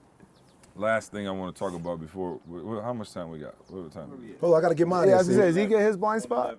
See? He got all his whole life is 99%? I got 20 of them. Let me just get one. But well, how long you said? 11 yet. All right, cool. You know, for me, Josh, and this is why I think it's so important for people for real, get in the circle. You know, I realized that, you know, it's okay to look out for yourself. You know what I'm saying? Like I put in a lot of work for the world. I blessed the world. You know what I'm saying? If I stop today, I probably bless the world more than the average human being is going to bless the world. You know what I'm saying? And it's like the last, you know, however many years I got, like it's okay to go gorilla. Like it's okay to go beast mode. Come on to Like the it's dark okay. side, player. Yeah, I'm just saying it's okay. You know what I'm saying? And I feel like, for real, I'm at a point where I feel like God will say to me today, well done, thou good and faithful servant. Like what I call you to do, you took it and you ran with it. But now I need you to look out for you. You know what I'm saying? In a way that nobody else is going to look out for you because it's you.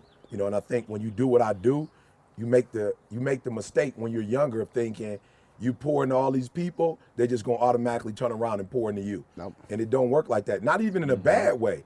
But nobody even knows what you need, first and foremost. No other human even knows what you need. They're not in you to know what you need. You know, so there's just certain opportunities that I would be like, nope, I'm not gonna do that because this is gonna take me away from being a servant. And it's like, yo, you served enough. You know what I'm saying? And I look at my mentor, and that's the one thing that I'm hurt for.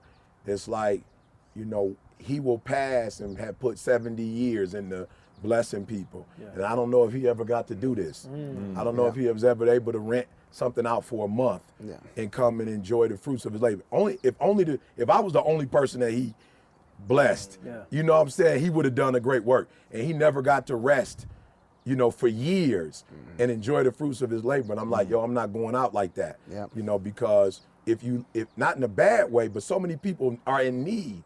I never forget that. There was a scripture where they was telling Jesus, like, we need whatever, why you doing this and that? And why you ain't doing that? And he was like, the poor will always be among us. You know what I'm saying? Like, I'm with the disciples right now. That's my focus. And I realize now the shift has to be from the masses, you know, to a select group. And my wife and my kids and my mom right now is a part of that, you know? So for me, like I always say, it ain't like, I don't care what the assessments say. I'm from Chicago and Detroit. It ain't like I don't got gorilla. Like, you don't make it on the streets of Detroit being soft. You know what I'm saying? You're not homeless. No, full and living in the silverback. you're not homeless and living in the abandoned building being soft. But I always felt like I had to look out for others first. And I put myself second. And I don't have no regrets, but I'm still young.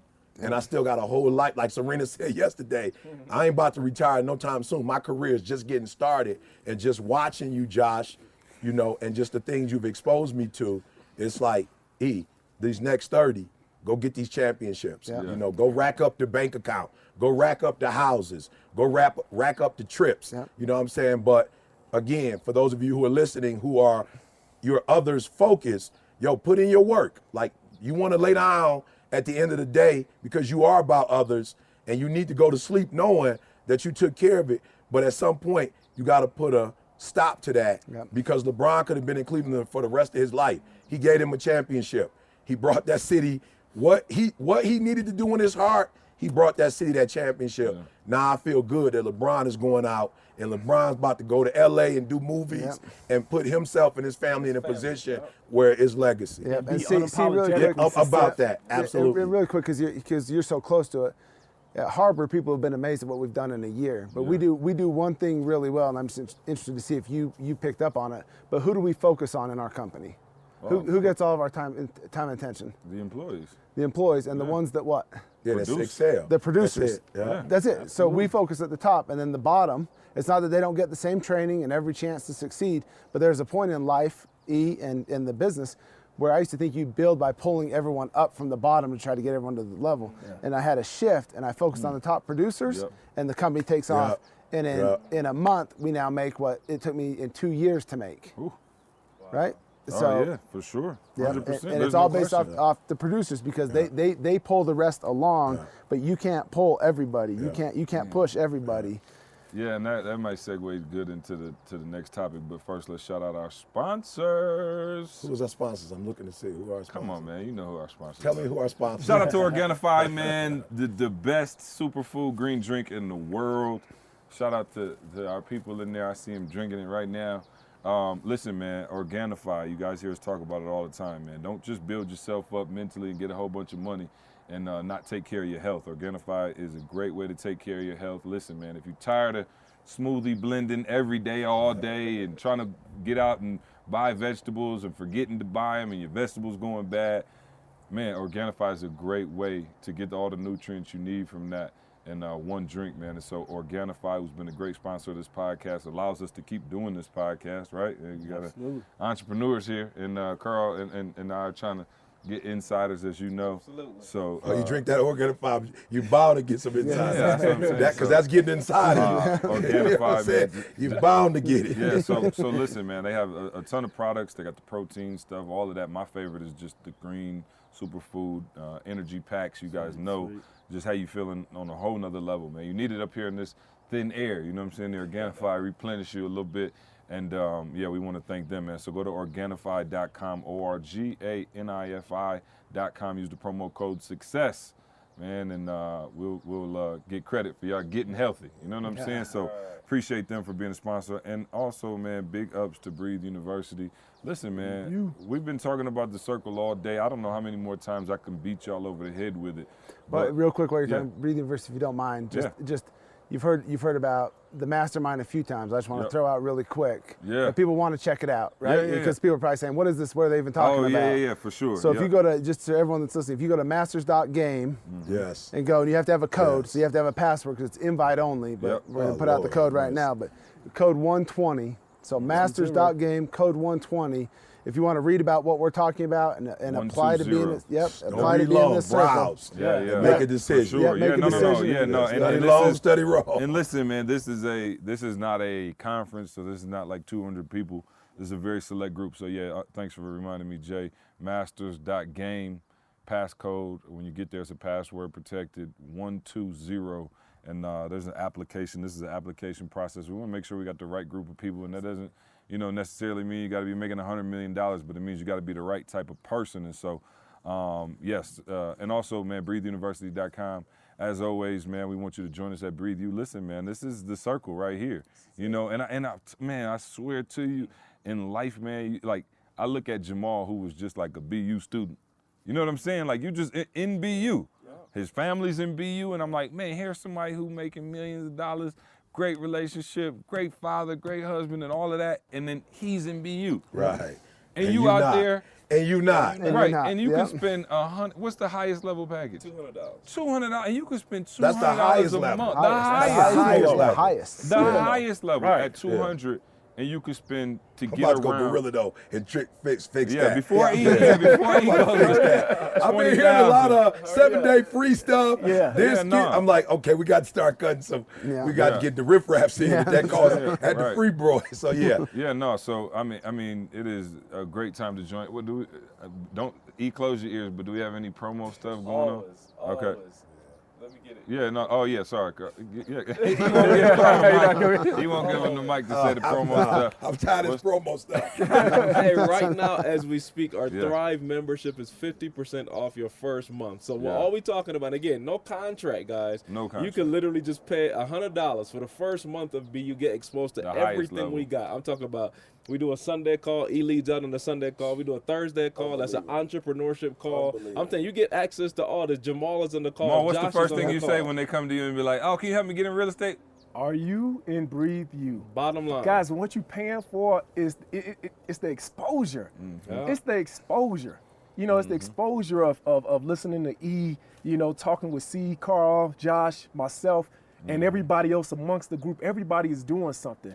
And you can't put a price tag on that exposure you're getting.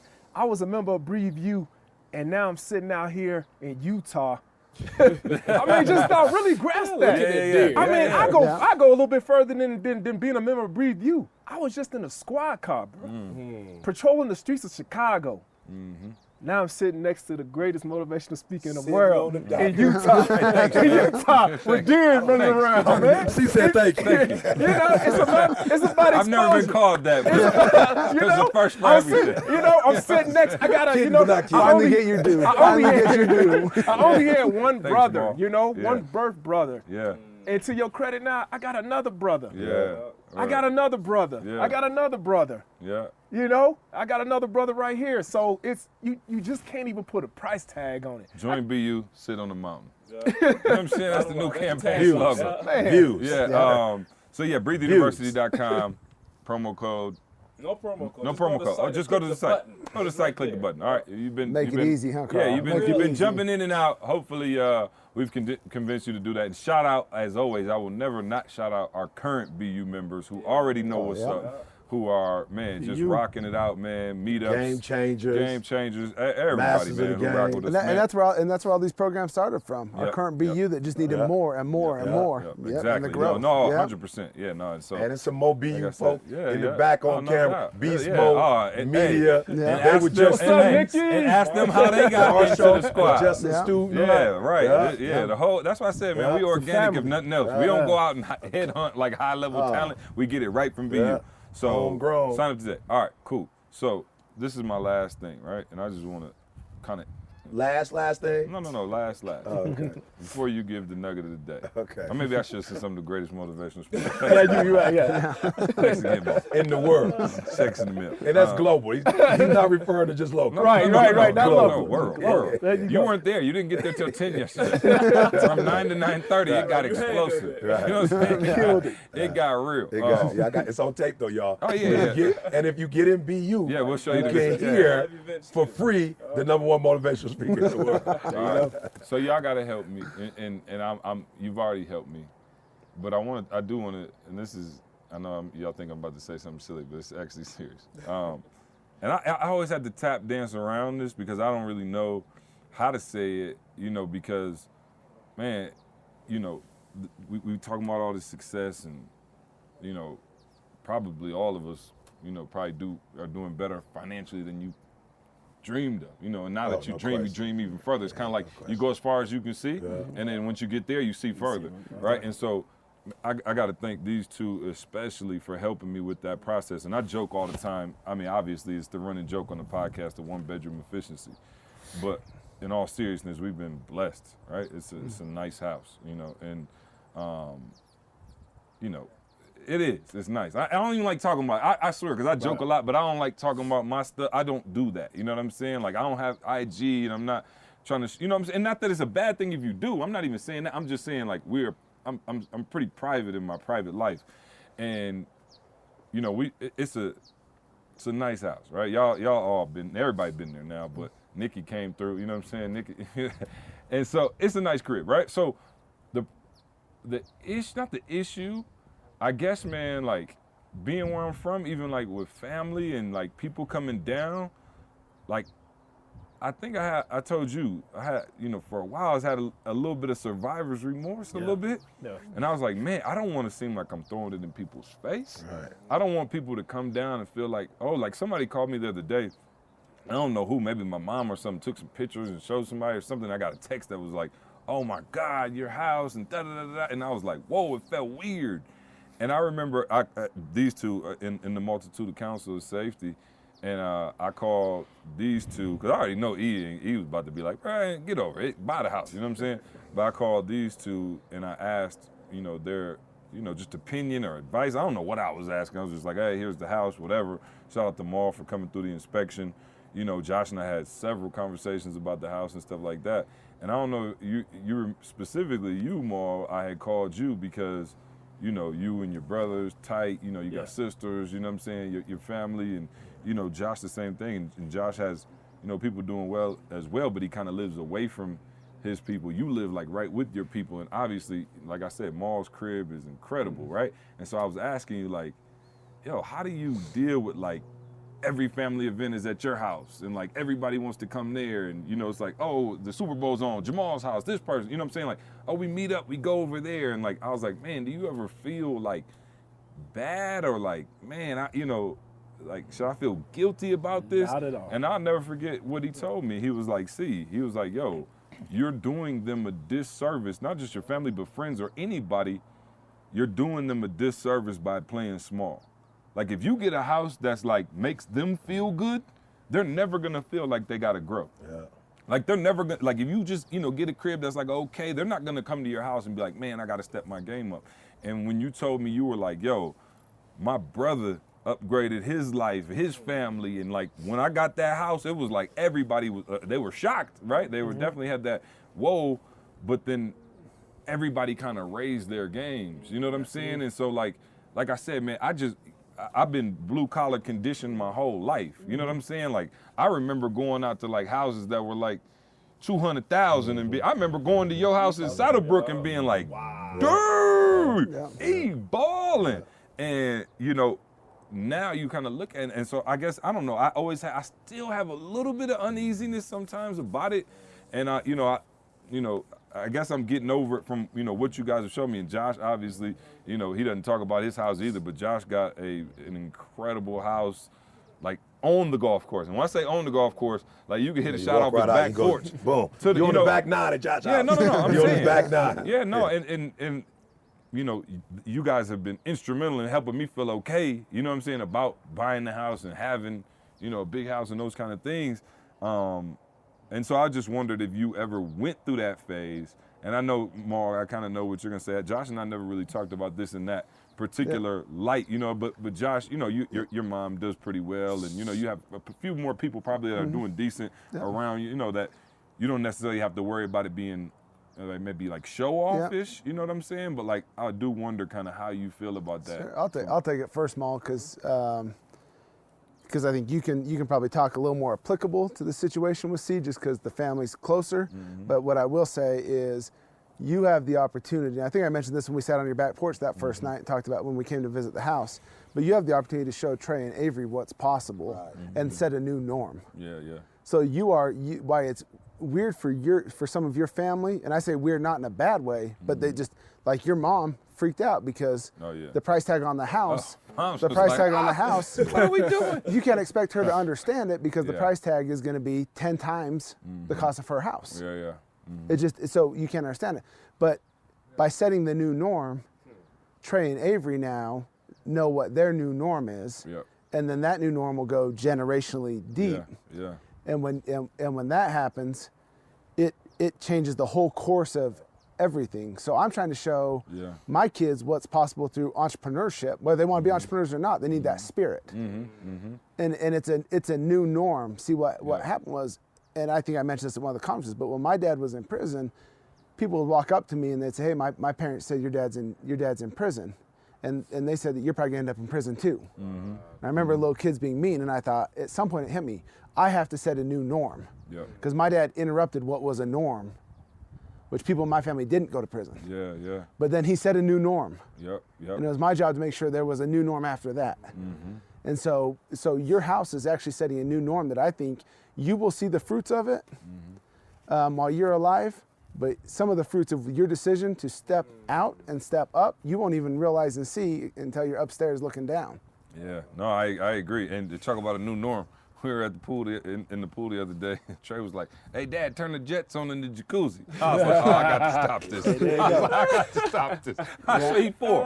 I'm like, "Oh, okay, this new norm is gotten crazy." I'll add real quick. I know Mom might want to jump in, but just the exposure to mall so far. Bro, my parents are looking at houses with me. Like, my parents retired, and this was it. You know what I'm saying? Like, they retired, and they was like, all right, let's just wait it out now. You know what I'm saying? Right. No, my parents, my mom, I'm talking about, she looking at me, she asking me about listings. Nice. And my dad is you know my dad. My dad is as secure and disciplined as all get out. He asking me some questions. My dad's like, yo, we thinking about looking at another house. I was like, don't even do that. Like, you buy a house and let that buy your house. Like, I'm just saying, like, this is just direct. So immediate. I'm saying immediate. Like, I just got one property and immediately I'm playing Monopoly with my kids and they're asking me about rentals. And 5 and 3 years old, Josh. Yeah. And Maul set a new norm for you because, God forbid something ever happened to Maul, he passed you a skill set and the knowledge of how to do something. And so Maul actually passed along a new norm to you. To my whole family now. And the thing about it, man, the thing I love about real estate, and this is what I talk to so many people from with BU, is that what Carl just did, I don't even think you can measure that in dollars. You know, this property is going to net him every single month. What is going to net him, not just for the next 5 years or until he pop his ACL or until he get fired. No, for the rest of his life. And then if something happens to him, it can go to his children and net them that same amount for the rest of their life. And then they can pass it on. That's generational wealth. And that's why I was saying, man, when you was talking to me about the house, I'm like, bro, you have to do this. How will they ever know it's possible unless you show them? You got to show them. We look, me and my wife, we very humble. We didn't need, everybody always talk to us about, man, did y'all really need 18,000 square feet? And a lot of times we say, we bought this for y'all. So you could come and see what's possible. I remember when I was telling you about my friend played in the NFL and I went to visit him. it blew my mind. It showed me what was possible. And me and my wife, Camilla and I, we were like, if anything ever happened to us, we want the next generation, our grandchildren, to know, like, this is possible. We don't want them to go back to that kind of mindset where it's like, oh, I'm just gonna play it safe. I'm just gonna, live within my means. No, we want to show them that, hey, this is what great-grandpa Jamal started. This is what they did. This is what's possible. And if they can do it, we can do it too. Yeah. Great-grandpa Jamal was a Chicago police officer, and he was able to amass a fortune. All right, man. When's the real estate course coming, man? Yeah. We're working on that. Shout out to BU. You better get in BU now because the course is underway. Yeah, so I just wanted to say one last thing. And to Carl's point earlier, the system's not designed for you to succeed. Right. No. It's not. So if you don't set those new norms, you're going to be trapped in a system of what you think success is. But what's crazy is the system, like as a police officer, the system tells you what kind of house you could live in. That's it. What community you could live in. It even tells you when you can vacation and where you can vacation. That's right. control. Yep. No control. Right. It tells you what That kind doesn't of sound school, like the American dream. what kind of school your kids can go Yeah, to, what take you can ownership. afford, because this is what we Yeah. pay you. Yeah. So this is the only That's type all of you can school do. you can afford to send That's your it. kids to. Which means that this will be systemic. So that's Yep. the challenge. That's the challenge. So yeah. we're not talking about it's just happening to you. It's about to happen to 50, 60 generations. And, Exactly. and inflation's going up. The system's not getting any Absolutely. easier. So, Unless something changes yep. with somebody's mindset, y'all gonna be having it, whatever this is, Everything. gonna get used to this. This is even the type of food you're going to eat. That's it, bro. This is That's it. it, bro. You This is the can't- type of health care you're going to get. That, bro. It's deep. Bruh. Don't get, It's okay. deep. Now, hold on, let me cut the podcast Yeah, cut it now. off. Cause we about to go another 2 hours. Yeah.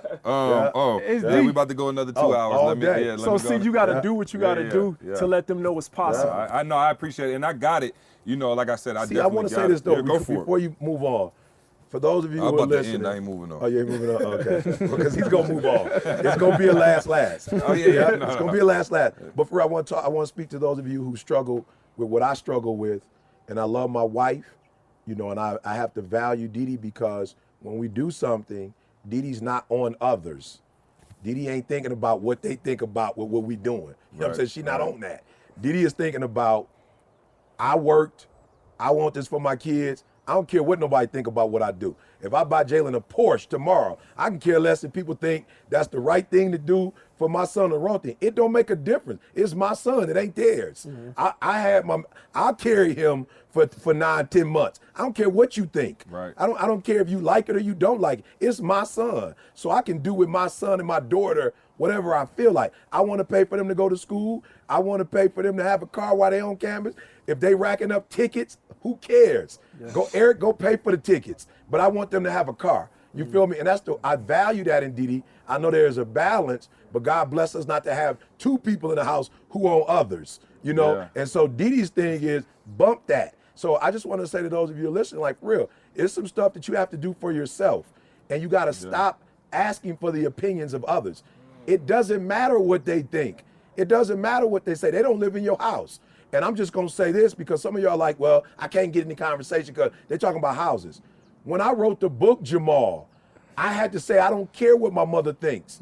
I don't care what my sisters think. Yeah. I don't care I don't care because I can't live my life for you because you ain't living yours for me. So I'm not going to disrespect my mother when I write this book.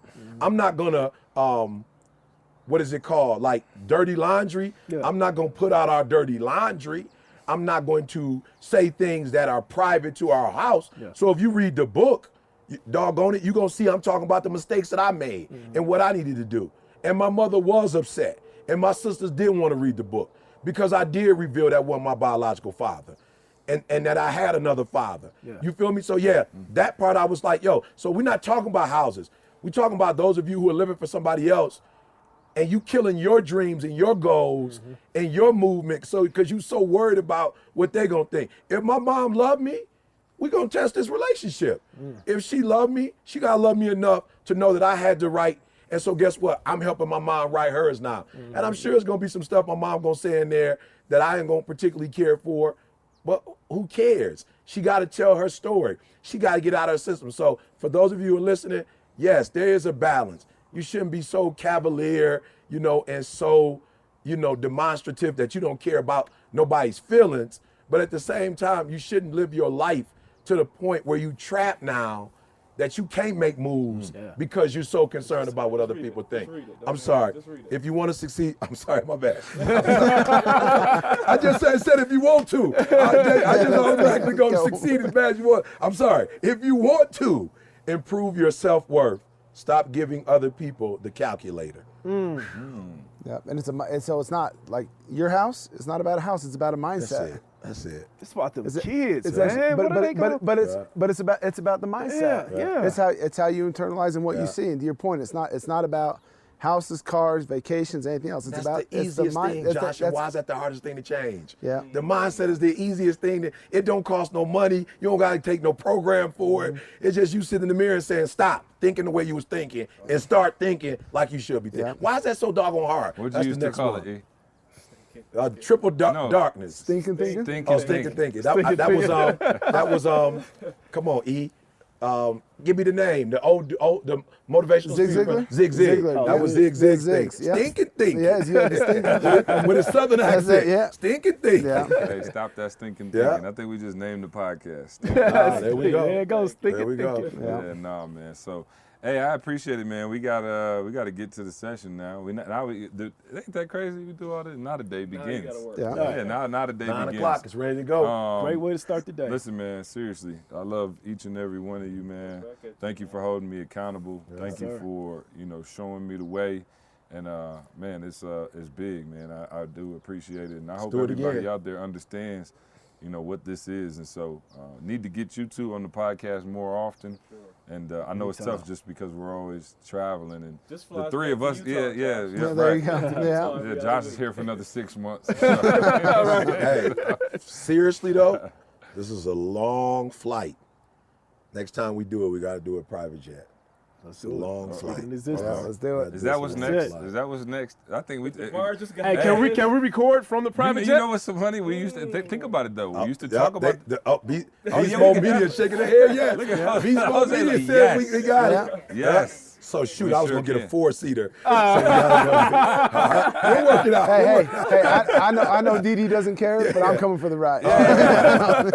No, hey, you talking, but Josh been actually like researching it. So Josh is like, yeah, I'm I'm not playing. Josh, for those of you not watching and don't know, Josh is 6'8", so he Yeah, it's definitely, uncomfortable, the private jet is definitely always. No, I'm been just a saying, when you his side. coming this far, you don't need to boss out Chicago, Detroit. Go ahead and catch Southwest. And I don't want to argue with people about my kids. Hey, guess Yeah. what? Your airplane can land right over there. There's Yeah. an airport right there instead of They were down in the coming all the valley. way You don't even have over to here. see Salt Lake. You don't even have to Yeah. feel the extra 15 degrees. You can just land right here. Right. There's an already out hour there. drive from there. Yeah, so Yeah. private planes are next. What else is next? That's it. Private plane. and Mall- jet and no, swim Mall said- pools with jet. No, buttons. private planes and skyscrapers, right? We're going moving from houses and residential and We speaking it. units to skyscrapers. We speaking it. Yeah. Yep. Oh, that's big. And then we talking about vacation. I like in that Venus. title better. I like that title better. Yeah, Private planes and skyscrapers. Yeah. Hey, no, Beautiful. real quick, Moss. I was sitting with Damon again. Exposure. He hooked me up with his boy Damon, who crazy story, police officer, Yeah. lawyer. Yep. I'm like that alone is enough. Yeah, damn. Dame said to me, we were sitting in the office signing, doing the signing. He's there walking through everything, make sure it's good. And he looked out the window. He's like, "Yep, that's what's next." And we downtown Chicago. He's like, "Oh yeah, the real estate thing is cool, but the housing, the multiple units." He's like, "That was good." I'm looking at these skyscrapers now. Like he said again, exposure. He said it right to my reason. face. I'm like, "Whoa!" Like I'm just thinking deep on one property. And my man is like, "I'm looking for downtown skyscrapers." I'm like, "Yeah, exposure's everything." Hey, what's up, guys? It's CJ, man. Reminding you that this segment is brought to you by Away. All right, Away Travel lets you choose from a variety of color and sizes. The carry-on, the bigger carry-on, the medium, or the large. Each piece of luggage is used with high-quality materials and designed with premium German polycarbonate, which is very lightweight. All right, the interior features a patent-pending compression system, which is helpful for overpackers like my wife. Right. There is also a TSA-approved combination lock built into the top and to prevent theft, and a removable, washable bag to keep your dirty clothes from the clean. All right, lastly, there are 4 360-degree spinner wheels for guaranteed smooth rides, all right? Both carry-ons are able to charge electronics that's powered by a USB cord. And listen, man, there's a lifetime warranty. If anything breaks, Away will fix it and replace it for you for life, all right? There's a 100-day trial where you can live with it, vibe with it, travel with it, and if at any point you decide it's not for you, return it for a full refund, all right? Away offers free shipping on any order within the lower 48 states. And if you're in town, be sure to visit Away at their retail store in New York City, all right? For $20 off a suitcase, visit awaytravel.com/S2S and use the promo code S2S during checkout, all right? awaytravel.com/S2S. All right, so you guys know I like to try out every product before we actually bring it to you on the podcast, and I actually got a chance to try out this Away luggage, and let me tell you, it is amazing, all right? First class luggage at a coach price. It's a great experience, man. It comes packaged beautifully, and we're actually in Utah right now, as you guys know, man, and we brought the bag out here, and let me tell you, it's very lightweight. You can pack a ton of stuff in it, and you can already tell that it's extremely durable, and they're putting their money where their mouth is, guys. It's a free trial as well as, you know, a lifetime warranty. So if anything happens, a wheel falls off, something breaks, ship it right back to them, and they'll send it back to you brand new, all right? So go check out our new sponsor. Big shout to Away Travel. Thank you for the love. Got the nugget for the day. I always want to, you know what I'm saying, Maul? I'm just saying, they hear from me all the time.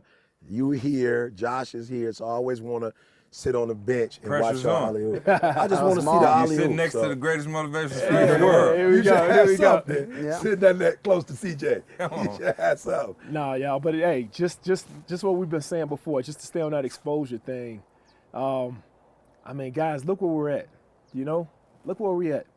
You know, like I said, just a few years ago, I was riding around, sitting in a squad car. Sitting in the squad car on the streets of Chicago, man. And now I'm sitting next to my brothers right now. You know, I'm sitting next, like they said, on 300. Yeah. You know, my man Josh to the right of me. You know, he got my back. When I'm weak, Josh is strong. Yeah. My man CJ, my brother CJ, sent to the left of me. Always strong. Always strong. Always strong. You know, and when I'm weak, he got my back. I got Carl and E in front of me. You know, same thing. So surround yourself with like-minded people. Yes. Surround yourself with brothers that you got their back and they got your back, and y'all keep moving forward and dominate the game, because that's what we doing right now. We dominating. Yeah. You know, no retreat, no surrender. That's right. Yeah. And that's Now what we you at talking today. about talk. Come on. Hey, love y'all, man. We about to get busy. Let's go. We'll see you Hey, next make week. sure you watch the video and see kissing. Love y'all. I want you to focus on here right now. Don't you worry about when you get home. You concentrate on this opportunity. You don't worry about tomorrow. You concentrate on this opportunity.